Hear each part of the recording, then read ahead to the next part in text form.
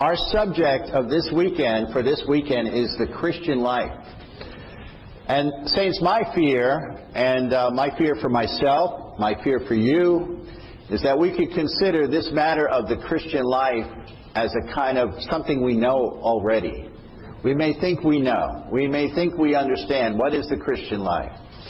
But, you know, if we have this kind of consideration, we face a very serious danger. This is the danger that we can see in Laodicea, in Revelation. You know, Laodicea is the degraded, recovered church. In other words, this is a church that has been in a state of recovery, but has become degraded. Why has it become degraded? It's because this church has accumulated much knowledge without the necessary experience. Much knowledge, objective knowledge, without the subjective reality of the things that they learn.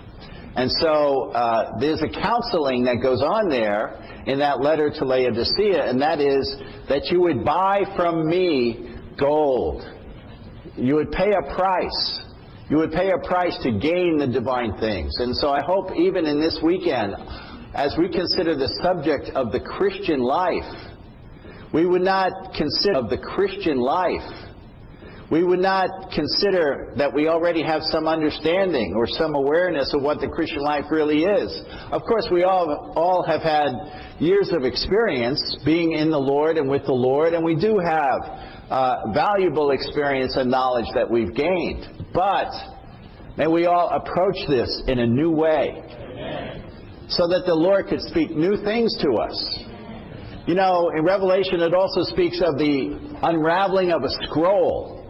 There's a scroll which contains the divine economy, and the nature of a scroll is that it's always being unrolled, unraveled, so that there's more to see. So this weekend I'm just thankful to be with you here in Bellevue, Washington, so that we could see more concerning what is the Christian life. You know, when I was a young man being raised as a Catholic, I had a concept of what a Christian was. My first concept as a young boy was that I observed a priest walking in the garden next to the rectory. He was holding something, I think it was a missal, a Catholic missal, and he was there, and I thought to myself, that's a Christian. And I wasn't so impressed by what I saw. I was not so interested in that, because it just seemed, it just seemed boring to me. And so later on, again being taught as a Catholic, I was educated in such a way, and I'm sure many of you who have come from a religious background can relate to this, and that is, we're taught that as Christians, you behave in a certain way. You do good and avoid evil. You do the right thing and you avoid the wrong thing. And so your concept is, and this is reinforced very much, that the Christian life is a matter of behavior. But I'm so glad that in the Lord's recovery, the Lord is opening to us the true meaning of the Word and the true meaning of the Christian life. And one element we see here is that the Christian life is a grafted life. And so we're going to get into the meaning of what it is to live a grafted life, and even more, we're going to see the benefits of living a grafted life.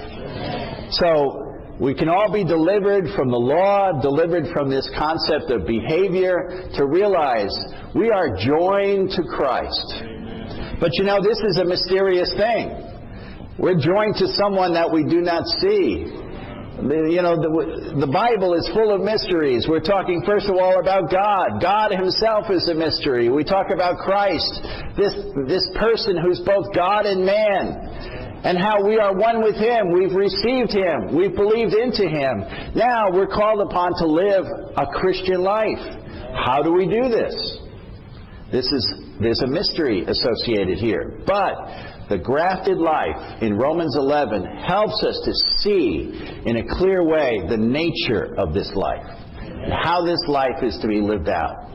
You know, after being raised as a Catholic, Then I met the Lord at the conclusion of my college years. I met the Lord in a dynamic way. The Lord was so real to me. But still, my concept was, now it's a matter of behaving. Now it's a matter of living in a certain way, to live as a Christian. But I didn't know, at that time, I didn't know any other believers. And so, because I had met the Lord, I don't have the time to get into all the details, but I had met the Lord in a personal way. So I didn't have any fellowship. And so for a period of some months, I tried to follow this new path that I was on. And so with my friends, I would tell them, well, there's another way of living. And I couldn't really explain it to them because I didn't really know so much myself. But I would tell them, you don't have to do this, you don't have to do that, there's another way of living. And eventually they got tired of me. They called me a Jesus freak. And that was pretty much the end of it.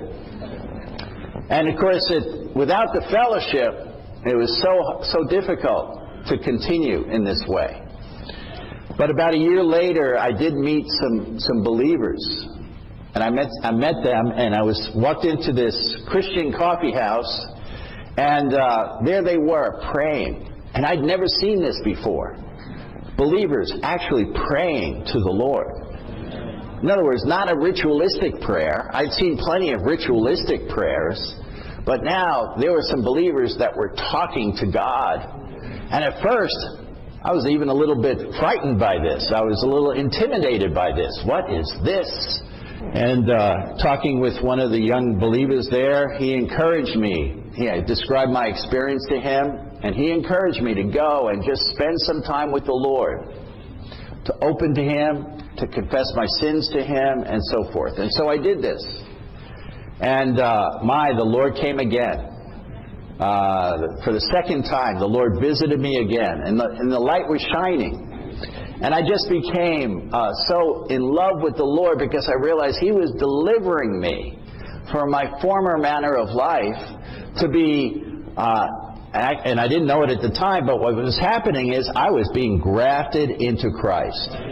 Of course, I didn't have that language or understanding at that time, but that was the reality of what I was experiencing.